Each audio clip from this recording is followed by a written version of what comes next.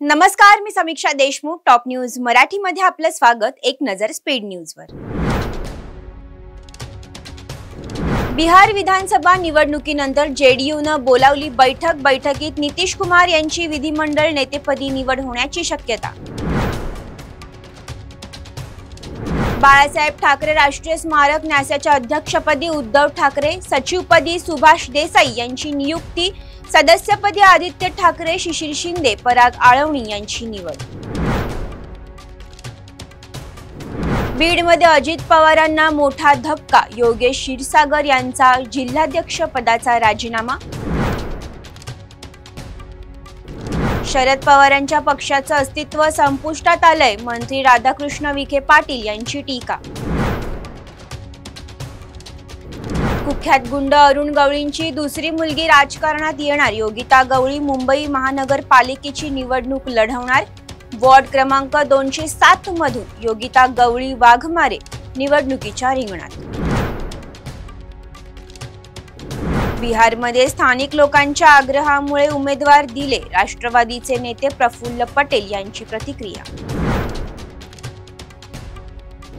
पार्थ पवार जमीन व्यवहार प्रकरण. संपूर्ण प्रकरणाची निष्पक्ष चौकशी व्हावी.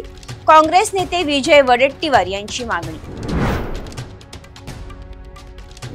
पार्थ पवार जमीन व्यवहार प्रकरणात पुणे पोलीस ऍक्शन मोडवर. शीतल तेजवानीच्या पॉवर ऑफ अटर्नीची होणार चौकशी.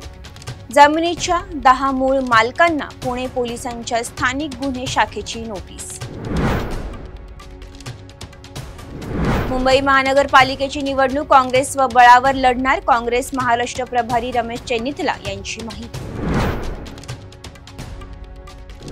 सिंचन घोटाळ्याप्रमाणे पार्थ पवार जमीन विक्री प्रकरण दाबलं तर ईडी अमित शहा यांच्या विरोधात लढणार.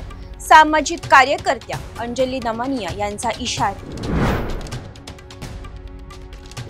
तुर्तास इथेच थांबूया. तोपर्यंत पाहत रहा टॉप न्यूज मराठी. आपला महाराष्ट्र, आपली बातमी.